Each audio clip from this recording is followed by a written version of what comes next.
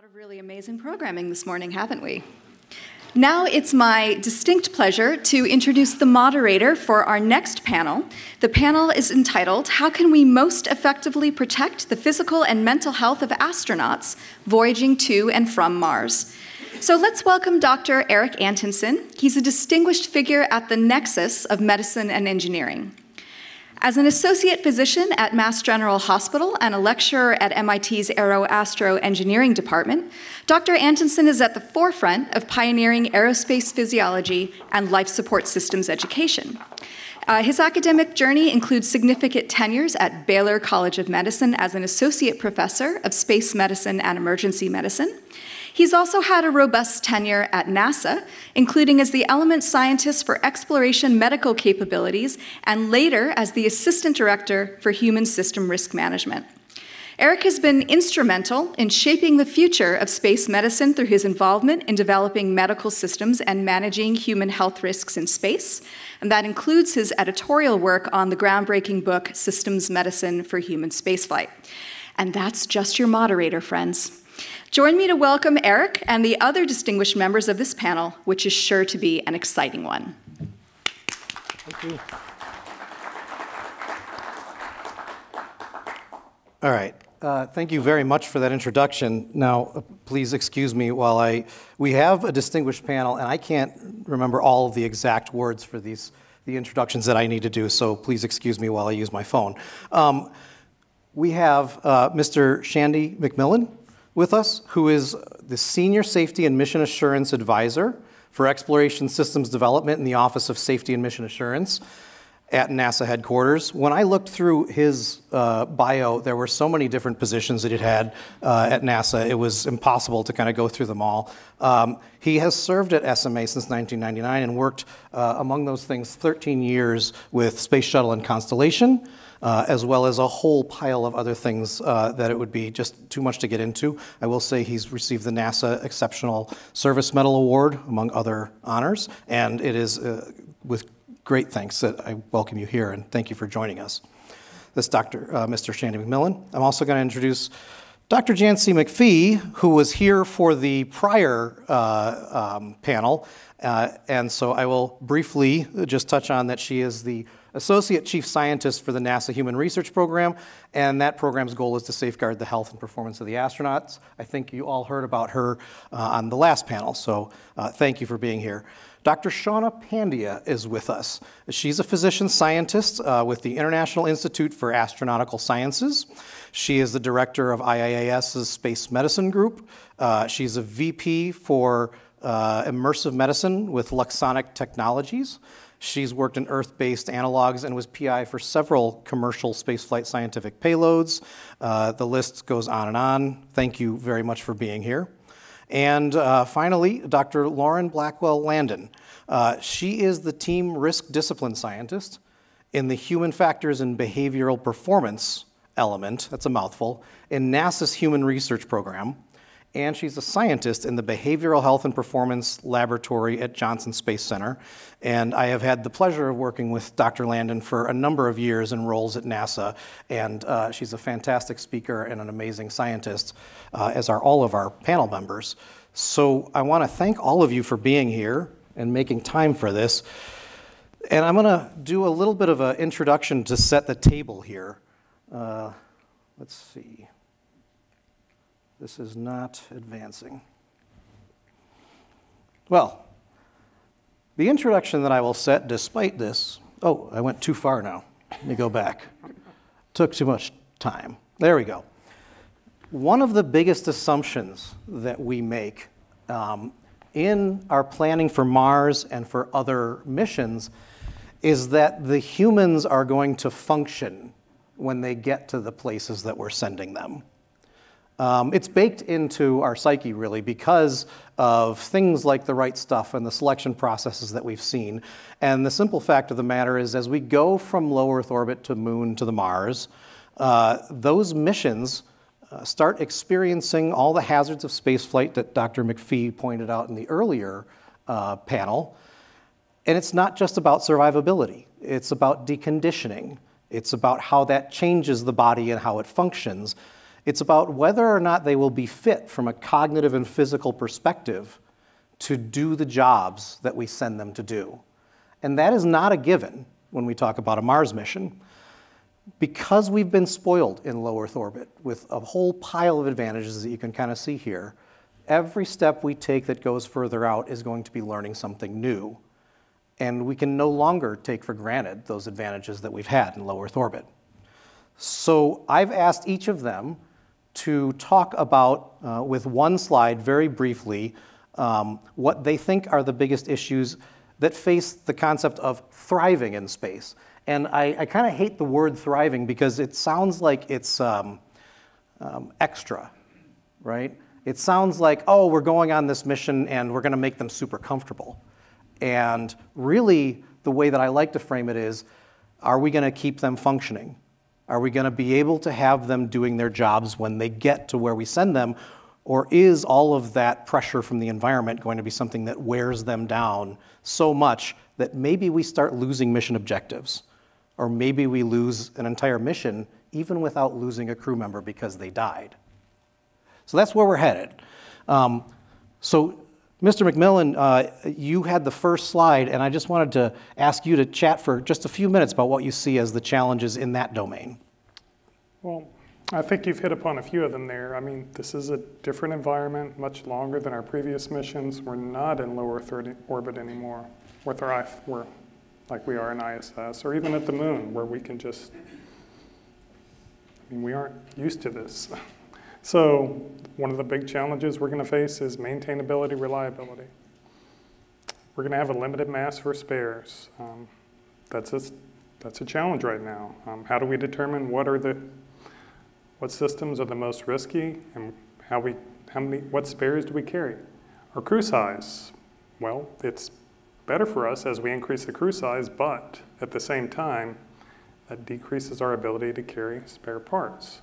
So we're going to have to figure out what are the most risky areas, test those out the best we can, and there are other strategies I'll go through a little bit lower down, but I initially wanted to hit back on that specific point. We're also going to have limited flight test capability in these Mars mission capabilities. And this is we try to test our hardware and software as best we can. I think this is of most importance when it comes to a Mars ascent.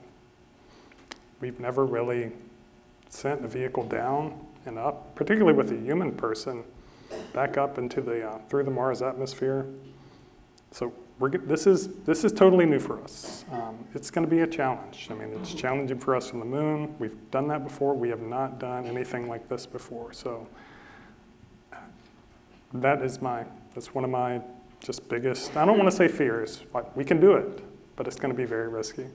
The other thing, lack of abort opportunities. So that's going to drive us to do more, as we say, creative things for crew survival. Yes, I think we can keep our crew alive, but we're not just going to be able to rush home. In the past and in the future, we're going to set what we call a loss of crew number, a risk appetite that NASA is willing to accept. In order to meet that in the past, we've been able to just say, hey, we're going to abort the mission, come home after a failure. We can't do that on Mars. After about 30 days, our studies have shown us, well, 30 to 40 days into the mission, it's always going to take us a year or more to get home, regardless of what method of propulsion we have. So we're going to have to endure for that long, no matter what type of failure we have after that. So it's a challenge. It's a new mentality that we're going to have to think about and react to and incorporate that philosophy into our systems. And along those opportunities, when I talk about more creative survival methods, we're going to need a renewed focus upon in-space maintainability. You know, like I talked about spares, designing our systems such that we replace the right parts. Human reliability is going to decrease, so we're going to need more focus, I believe, upon artificial intelligence and robotics and helping our humans to do that reliably.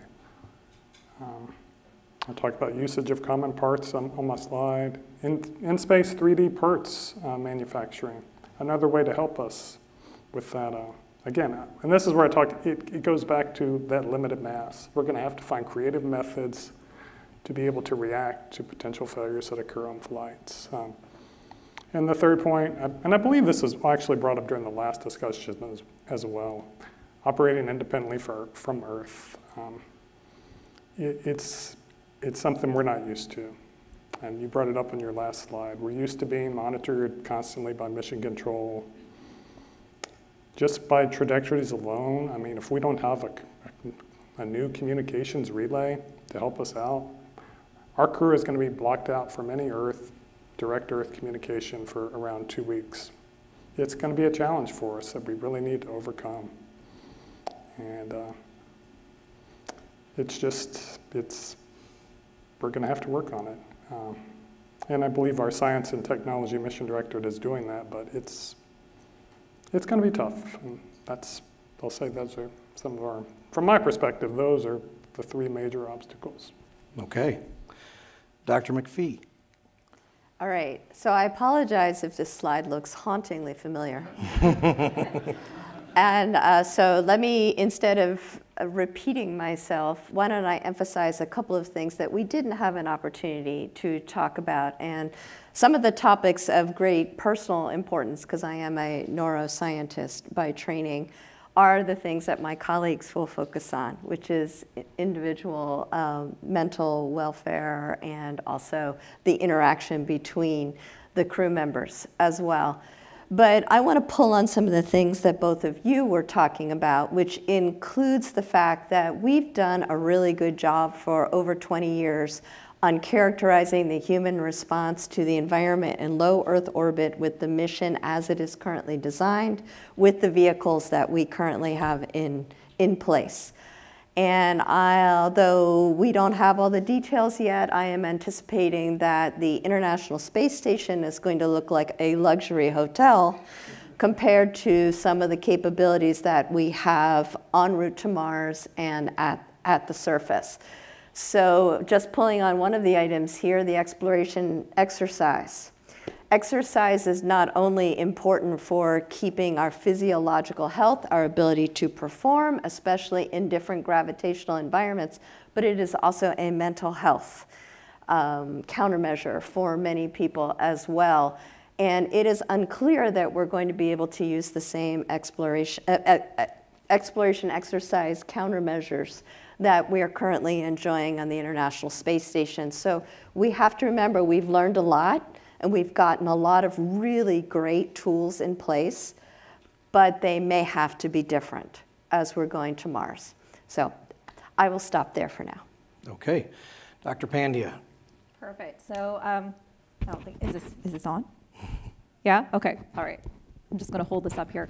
Okay, so Erik, you were talking about not being too extra in your introduction. I am very extra, so I'm going to lean in all the way onto this. So I see I'm the only one who went all in on the red Mars theme slide here.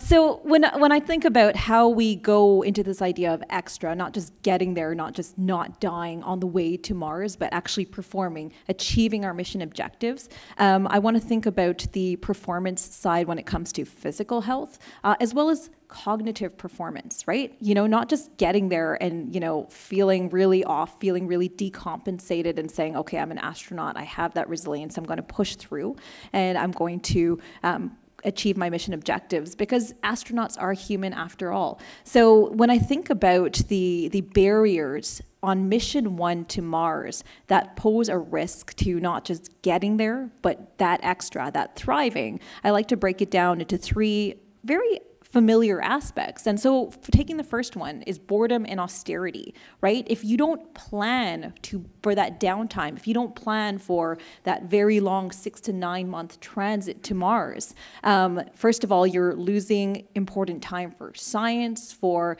using countermeasures to prevent decompensation, to reskill in skills that you may have learned on Earth months earlier.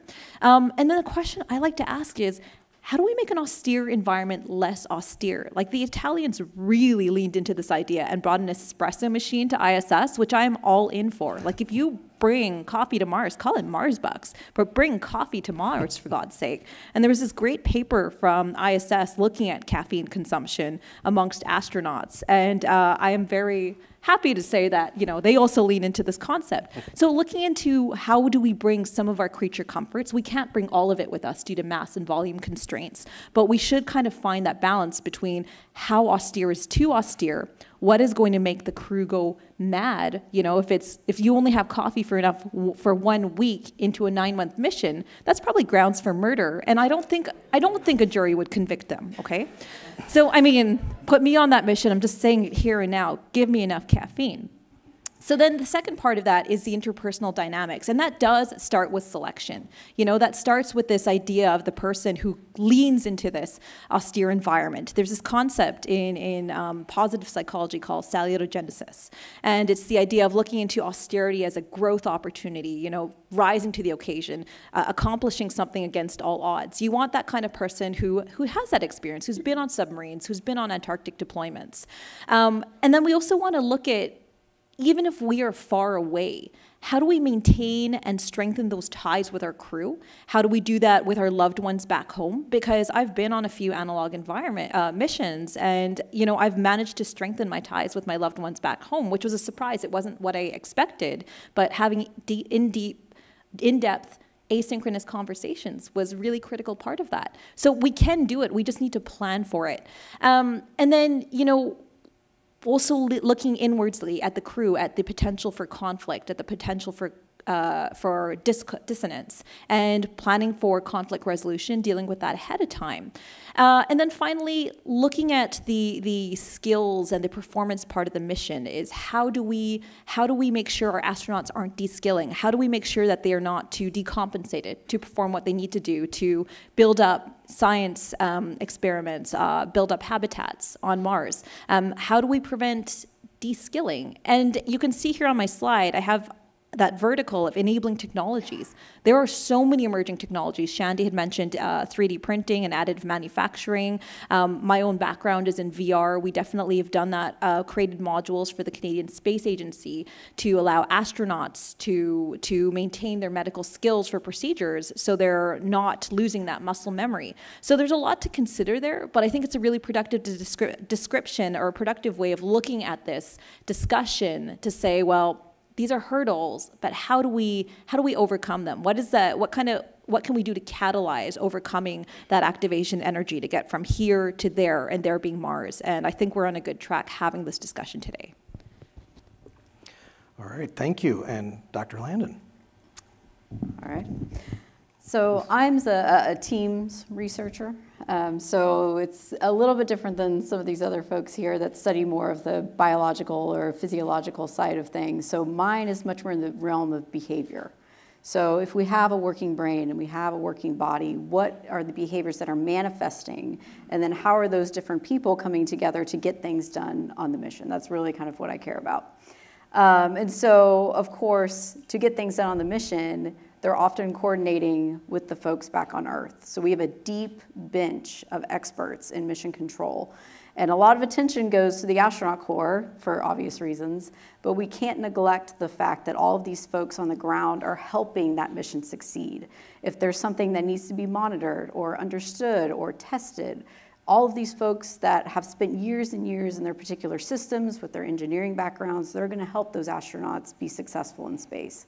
And so when you introduce the idea of comm delay, especially a Mars comm delay of over 20 minutes, that's an entirely different paradigm to approach how things are getting done in space.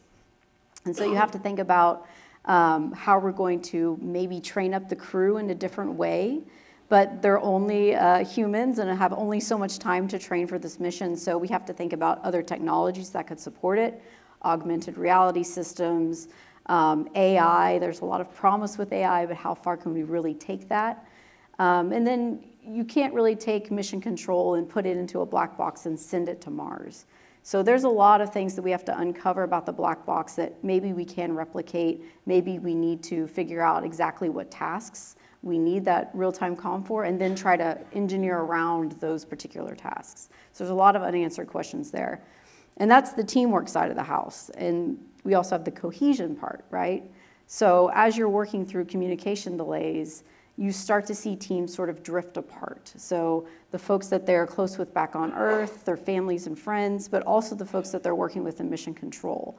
And we've seen in some of our analog studies that folks kind of start doing this in-group, out-group stuff where they will start blaming things on the other teams, their out-groups. And so we have to be careful about that. And then, of course, if you have long communication delays, you don't have that real-time comm to sort of work out your issues. So it's exacerbating a lot of those kind of natural frictions that happen. And that's my second point here, is that friction will happen.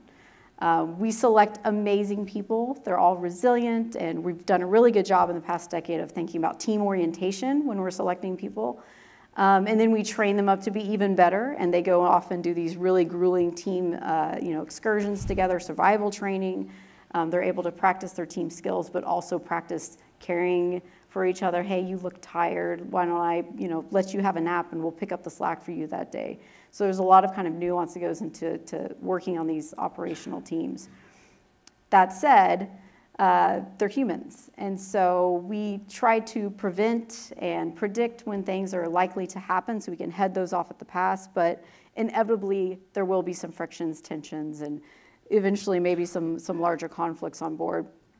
So how do we repair those relationships? How do we give the astronauts the tools to repair those relationships? How can we make sure the space-to-ground relationship remains intact over these really long multi-year missions? That's a tricky endeavor. And then my final point, this is really kind of my personal thing that I always try to hit home, is the behavioral biology of teams. So we have all these physiological systems underlying the team. We have them in a closed system, right? So everything around them is influencing that human body, that human system. Well, if you're tired, you're probably going to be grouchy, and you might be interacting with your teammates in a different way. So what can we do to alleviate fatigue? What can we do to give them good nutritional systems that can actually influence the way that their social dynamics play out, that encourage certain neurotransmitters within the body that are going to help them become more socially oriented? So there's really a lot of research that I think needs to go into this kind of behavioral realm that's looking at the biological side of things that's underlying that behavior. I'll leave it at that. So you made an interesting comment there, starting with the idea that you actually have functioning brains and bodies, then we get to the team problem. Dr. McPhee, are we going to have functioning brains and bodies? I mean, a lot of what I've seen in the media is, radiation. We're going to cook our astronauts. We're not going to make it. All that sort of stuff. It's going to be too dangerous. It sounds like this is all of those different aspects of all of these risks that NASA looks at coming together and being experienced for the first time in this type of mission. So, do we get to that first step? So I think you're hitting on one of my favorite topics, which is that we can't think about the human as any aspect of the human as isolated, and the human as isolated from all the other systems on the mission. And so, we've learned a lot over the years of, studying just the cardiovascular system, just the bone, just the muscle, just cognition. The truth is that the human is an incredibly interesting, complicated, integrated, interplaying system. And so and really good at compensating. So we are amazing at surviving and thriving. But I do think that we need to look at the interplay. And we are actually using that term, a crew health and performance system, and it doesn't just mean across the different physiology aspects of the human, but how the human interplays with the vehicles that we have, the items that we have for them to relieve their stress, or to get support when they're not doing well with the crew member. How difficult and frustrating the tools and the equipment are. Can we make it easier so that the stress is not the interface that they're dealing with? Is the food going to help them? Because I mean, maybe some of you out there don't sometimes turn to food as a particular mental health helper, But it is a common thing that food can be a very important system for people. So we've got to have that big, complicated, integrated picture. And I remember when you were also at NASA, and one of your roles was actually to look at the interaction and interplay between all the aspects of the human system, and that work, it needs to continue and is very important. And that's one of the things we've learned after 50 or 60 years of research. So when you frame this, and when Mr. McMillian frames it, there's some different words being used. One of the things, Shandy, that you used was human reliability, which I think is a fascinating term as an engineer to bring forward. And then when we hear some of the folks looking at physiology and behavior, reliability of the human is an interesting term to use.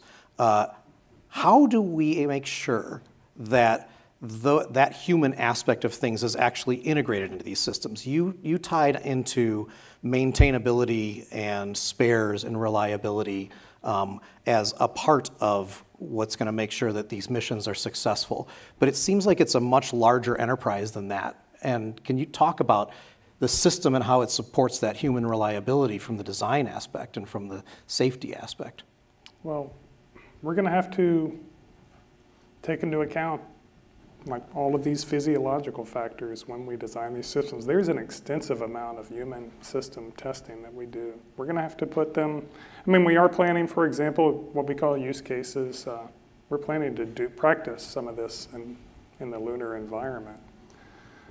So some of these, but we're going to have to, I think, somehow assume worst case human reliability during transit for some of these operations.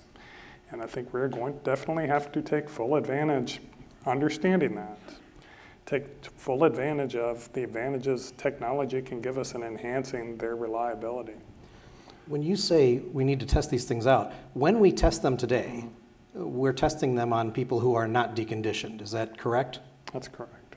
So we struggle with already making some of the connections to what are they going to be like as they decondition. Is that fair to say? I think that's fair to say. How do you see technology helping us get there? Well, like we talked about the artificial intelligence enhancements. In some cases, robotics can do things for us. There are concepts about intravehicular robotics actually helping us with performing some of these operations.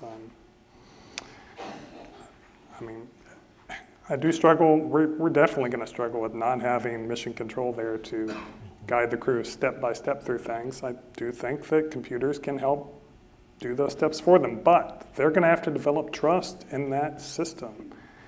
And believe me, things are going to go wrong that may make the crew distrust that computer system during the Mars mission. So that's going to have to build up.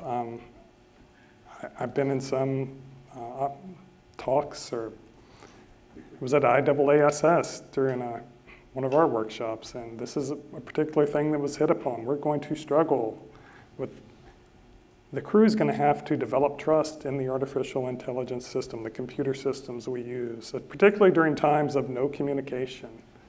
And I think the crew is also going to have to, it's going to be a struggle, and I don't know what any of our other panel members have to say about that.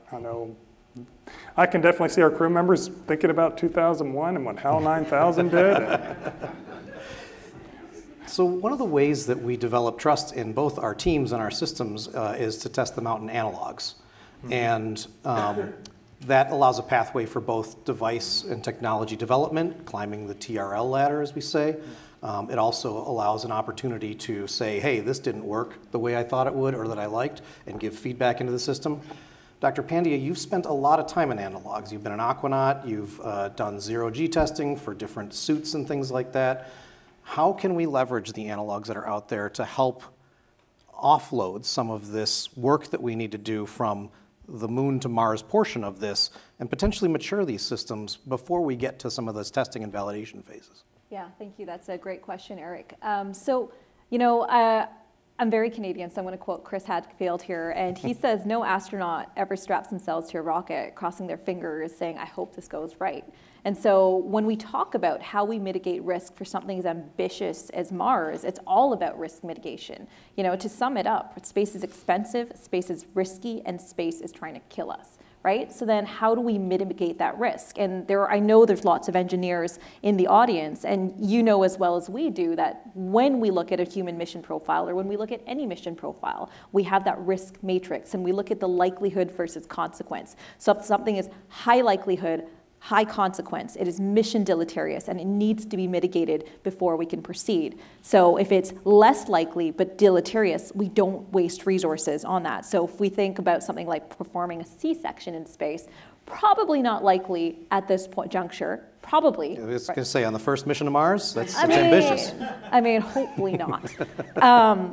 There will be questions to answer, I'm sure, if that happens. But the question is, so then how are we mitigating the risks? And what then, how are we preparing for that on like environments on Earth? And that's where the value of all of these analogs and test beds come in.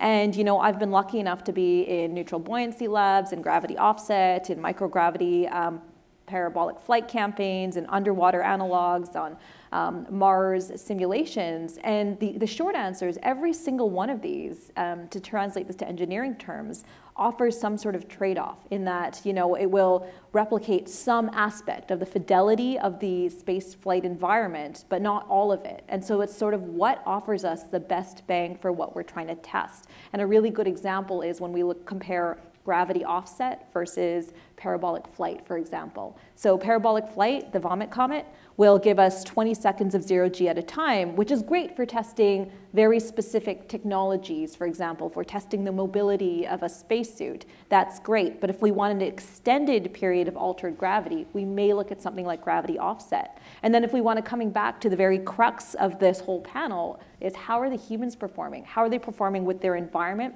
How are they performing when they're resource limited? How are they performing with each other? Then that's where the value of these simulated mission environments that are removed from all the creature comforts of Earth. So that's where we're looking at the Mars analogs. That's where we're looking at the underwater analogs. And NASA does this too. The Big Five do it too. ESA sends, CSA send their astronauts to NEMO, the NASA Extreme Environment Mission Operations, to build those crew dynamics, to advance those technology readiness levels, to do science in austere environments. And the crew cohesion, the crew capacity, it still comes down to those principles of forming, storming, norming, and the performing. So if you can figure that out before you get to this high-risk spaceflight environment, you're setting your crew and your mission a step ahead for success on the mission.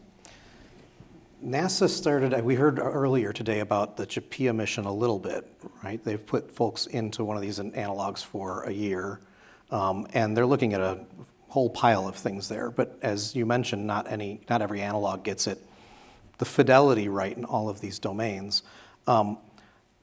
With that and other ones that they've done, and Dr. Landon, I want to ask you, focus on some of your background on this. Do these analogs give us an opportunity to really experience the autonomy that we're expecting of the crew? And to a limited extent, whether they do or don't, when we start to change that paradigm into more autonomous functionality of the crew, what's the good and the bad of that? What does that, you know, how does that change not just the paradigm, but it's always a trade, right? What are we losing and what are we gaining from trying to do that? Yeah. So first I want to thank Shawna for doing all these crazy analog experiments and being a crew member, because you're our data point. So I appreciate crazy's that. My jam. Yes, all the folks that devote, I mean, the CHAPEA folks are in there for a whole year away from their families and friends doing this experiment for us. So kudos to those folks. So I've been lucky enough to oversee or be involved in studies in lots of different analogs. So we have HERA 45 days, we have CHAPEA for a year, we did some high seas where it was 4 months to 8 months. We also have our Russian colleagues, we partner with them to do a 4-month, 8-month analog. So all of these different environments bring to the table different kind of positives and negatives. So what they tried to do is have a good high fidelity communication delay. And so through that communication delay, it forces some autonomy on the crew.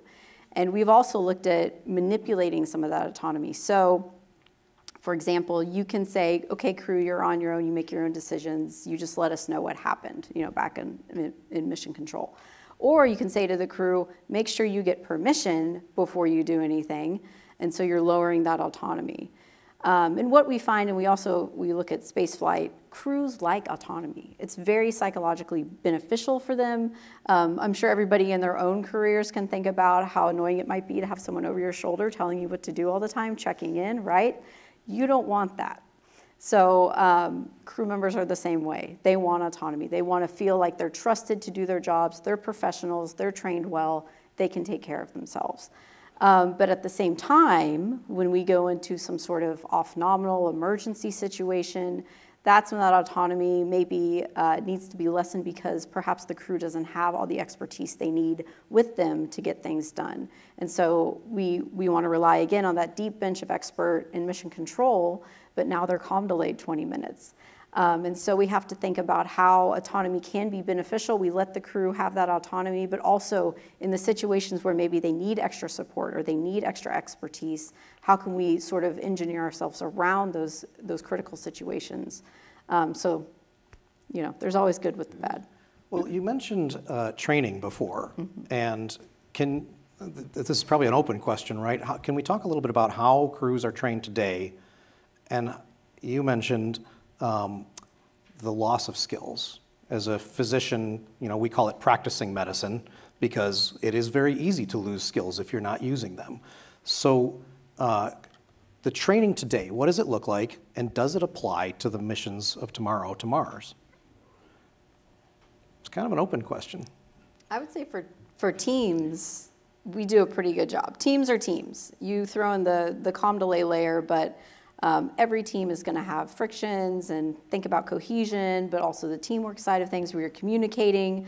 We also talk a lot about shared leadership at NASA. So every person on that team is an expert in their own right, usually in different areas, to kind of map out across the different things that are needed for that mission.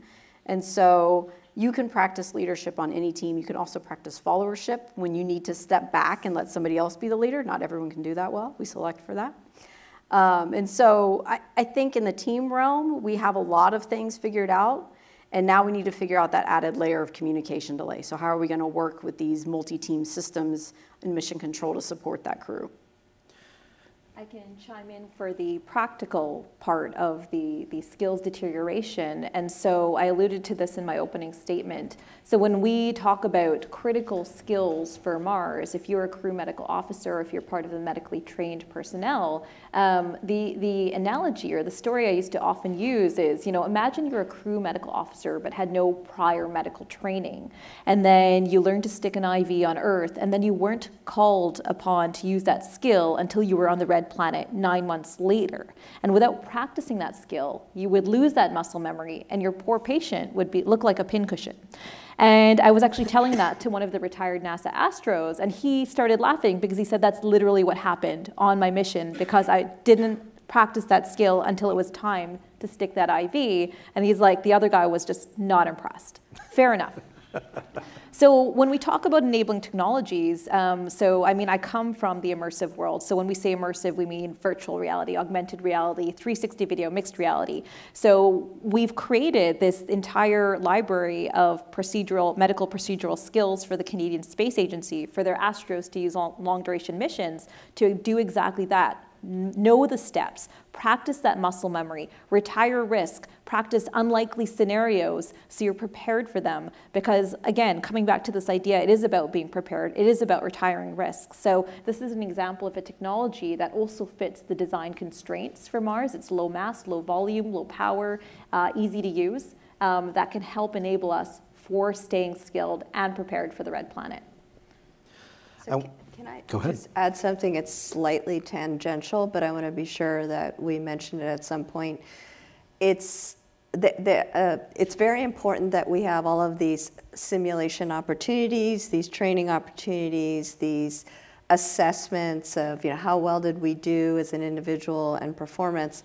But another aspect of a simulation is if it's completely fabricated and controlled versus is it actually naturally dangerous? So one of the other things that my colleagues can speak very eloquently on, is that we will also take advantage of, for instance, doing some measures and assessments with people who are living and working in Antarctica over the long winter. And that's real danger. And although we can't control it as well, we can collect data to see what happened in reality. And it is the suite of all of these different kinds of analogs together that help inform exactly what do we expect from response, what can we offer as the countermeasures, what do we need to provide for the training and all of that. So I think it's important that the community works collaboratively looking at all of these different kinds of simulation opportunities. So while we have a few minutes, I do want to ask and see if there are questions from the audience that we can invite, and it looks like there are a couple. Okay, so indeed there are several hospitals in the United States that's using virtual reality, extended reality, to do research in fighting loneliness and depression, and they're making great progress. The concept is those people have bad thoughts all the time. You put on a VR system, and other areas of the mind light up, and their attitude completely changes. So it's like the holodeck. Star Trek had the holodeck to do exactly the mental repair and refreshment of walking into huge areas versus being in a can. So are we doing any research in that particular area to, like creating a holodeck environment for those that are in Chapia to then have them come back and say, hey, this was very helpful that I could walk into a forest and sit down and read, even though they're confined in a building at JSC. So you want to ask specifically NASA, or you want to turn to the VR immersion expert?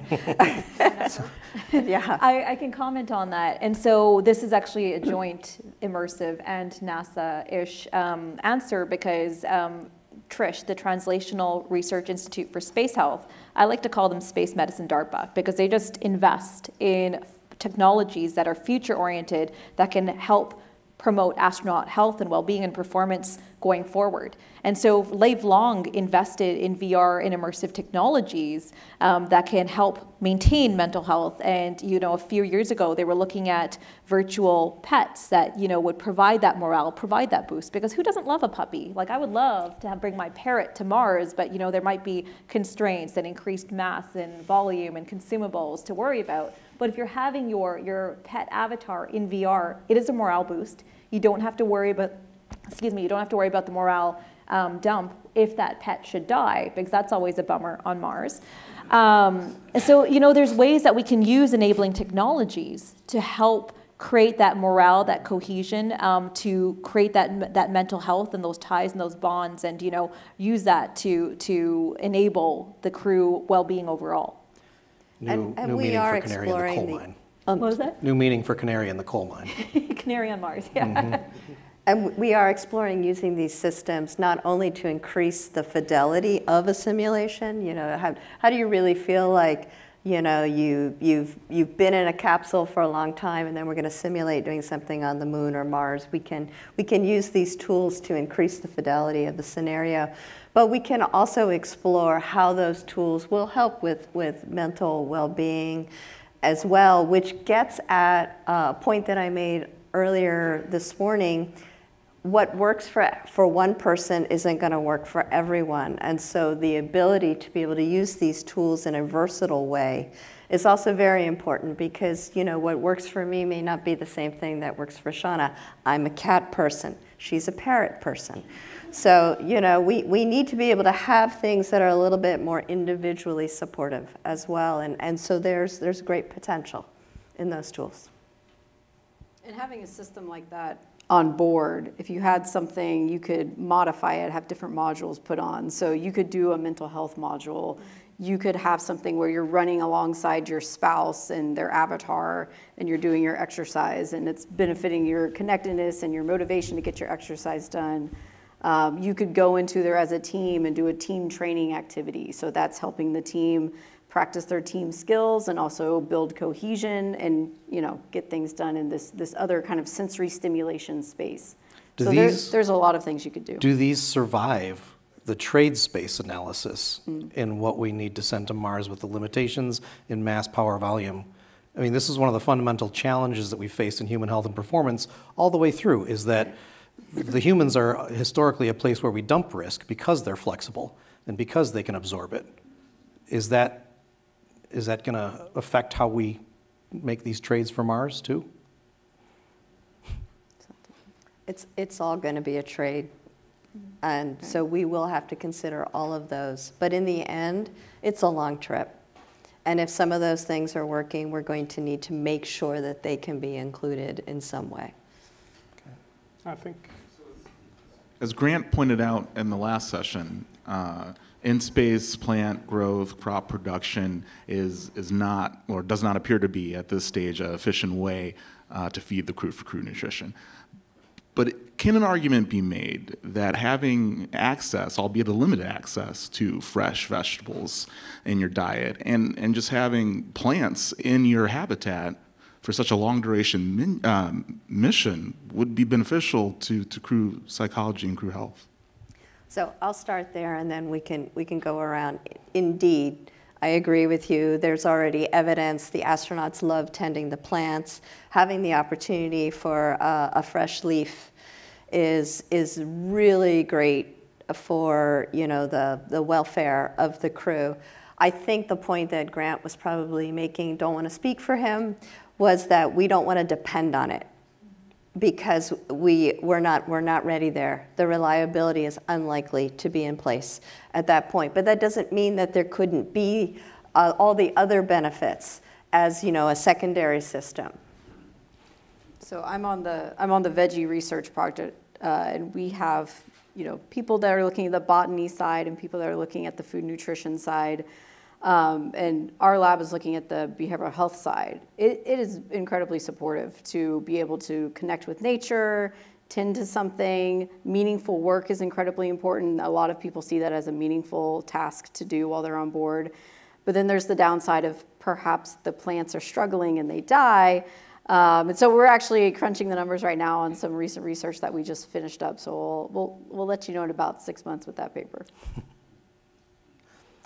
One more question? Just one more question. This one's primarily directed to you, Erik. I'm in the healthcare space, but also very interested to hear how, I'll call it the more mainstream healthcare space, is partnering with the space industry, especially given the generally fundamental difference in time span that we need for this type of research. Are you seeing the healthcare industry as a whole, or maybe specific examples leaning in? Yes. I think that for many years, and when I was working at NASA as the element scientist for EXMC, sometimes the interactions with the larger healthcare industry were challenging. For example, when we would go to the pharmaceutical industry and try to understand drug degradation, NASA was not a big enough customer to interest them, believe it or not. Now, especially as commercial spaceflight is growing, and that is opening up new doors, that there are now companies that are looking at putting up space station replacements for the ISS, we are seeing kind of a blossoming of partnerships across some of the larger academic centers. So my own home institution at Massachusetts General Hospital has a SPEAR medicine division now, space, ecological, Arctic, and remote medicine. UCLA, University of Texas Houston, Baylor College of Medicine, these have all started new space medicine training fellowships for physicians. So we are starting to see some of these larger healthcare systems step into this space that in the past was very niche. And I think that the survival of that is going to depend primarily on the success of the commercial spaceflight industry. Mars, there's a lot of people who want to work on things like the challenges for Mars. At the moment, the amount of funding that is available, I would say, is probably not sufficient to attract huge amounts of investment from the larger healthcare industry. But I think it's important to realize that the commercial spaceflight industry is projected to be, $9 trillion industry in a few years, and biotechnology and the things that we're talking about advancing and relying on for a Mars mission are a $32 trillion industry, and they kind of go hand in hand, right? They are a testing and development field for each other. There's a two-way street back and forth from space to the healthcare industry on Earth. A lot of things that we learn about in space can help inform how we do healthcare on Earth, and a huge amount of what we do on Earth underlies and forms the foundation and bedrock for what we're looking to do in space in terms of protecting health, being able to provide medical care, designing the systems, and helping our astronauts thrive. So thank you for the question. I think we are about out of time, and we need to wrap up, so I would like to thank our panelists for being here and providing their expertise. Thank you very much for making time for this.